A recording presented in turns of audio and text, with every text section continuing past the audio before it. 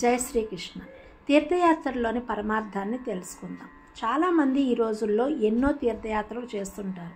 కానీ ఎందుకు చేయాలి, ఎలా చేయాలి, దానిలోని అంతరార్థం ఏమిటో ఇప్పుడు తెలుసుకుందాం. అలా తెలుసుకొని యాత్ర చేసినప్పుడే ఫలితం కూడా పొందడం సులభతరం అవుతుందని శ్రీకృష్ణ పరమాత్మ చెప్పిన ఉపదేశం వింటే మనకు అర్థమవుతుంది. బహుశా ఇది కొంతమందికి తెలిసే ఉంటుంది, తెలియని వాళ్ళు తెలుసుకుంటారని ఓ చిన్న ప్రయత్నం. ఒకసారి పాండవులు తీర్థయాత్రలకు వెళుతూ శ్రీకృష్ణుని కూడా తోడు రమ్మని పిలుస్తారు. సాక్షాత్తు భగవంతుడైన శ్రీకృష్ణునికి తీర్థయాత్రల అవసరం ఏముంటుంది?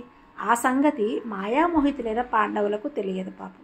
కనుక శ్రీకృష్ణుని కూడా తమలాగే మామూలు మానవుడిగా భావించి తీర్థయాత్రలకు రమ్మని ఆహ్వానిస్తారు.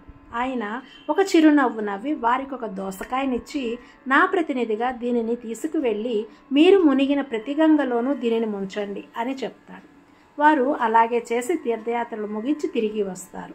అప్పుడు తిరిగి వచ్చిన సందర్భంగా ఏర్పాటు చేసిన విందులో అదే దోసకాయతో వంటకం చేయించి వారికి వడ్డింపచేస్తాడు శ్రీకృష్ణ పరమాత్మ.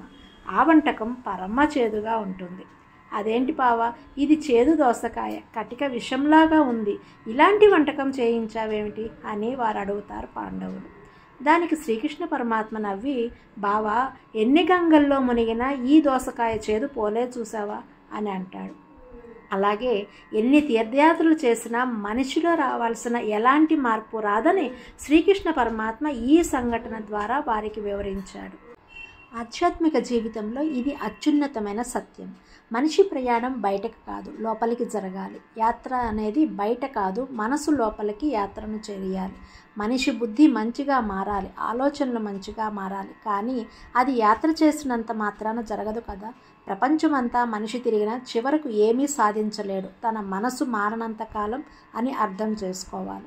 అదే తనలోకి తాను ప్రయాణం చేస్తే ఉన్న చోటు నుంచి కదలకుండా జ్ఞానాన్ని పొందవచ్చు. ఈనాటి మానవుడు యాత్ర అంటే అదేదో విహారయాత్ర మాదిరి చేస్తున్నారు. యాత్ర యొక్క ఉద్దేశం ఎవరూ పట్టించుకోరు. వారి దగ్గర డబ్బులు ఉంటే చాలు యాత్ర అయిపోతుంది అనుకుంటారు. పాతకాలం మహర్షులు, పుణ్యాత్ములు దేశాలు పట్టుకొని ఎప్పుడూ తిరగలేదు. ఒక చోట స్థిరంగా కూర్చొని తపస్సు చేశారు, జ్ఞానసిద్ధిని పొందారు. మనము అలాగే ప్రయత్నిద్దాం. శుభమస్తు. సమస్త లోకా సుఖినో భవంతు. జై శ్రీకృష్ణ.